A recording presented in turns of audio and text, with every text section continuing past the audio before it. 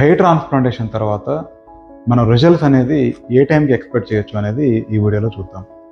మనం ట్రాన్స్ప్లాంట్ చేసిన తర్వాత ట్రాన్స్ప్లాంట్ చేసిన హెయిర్ అంతా కూడా 10 days నుంచి 1 month టైంలో మెజారిటీ రాలిపోవడం జరుగుతుంది. దాన్ని మనం షెడ్డింగ్ అంటాం.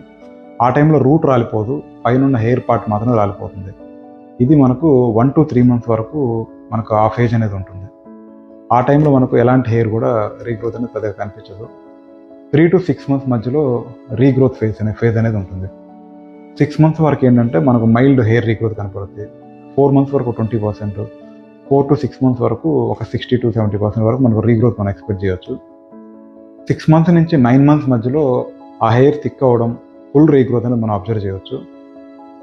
9 to 12 monthsకి కంప్లీట్ రీగ్రోత్, మ్యాక్సిమం ఒక 90 to 100% వరకు మనం హెయిర్ రీగ్రోత్ అబ్జర్వ్ చేయడం చేయొచ్చు. సో ఇలా ఫస్ట్ 3 months మనకు పెద్ద చేంజ్ ఏం తెలియదు. 3 to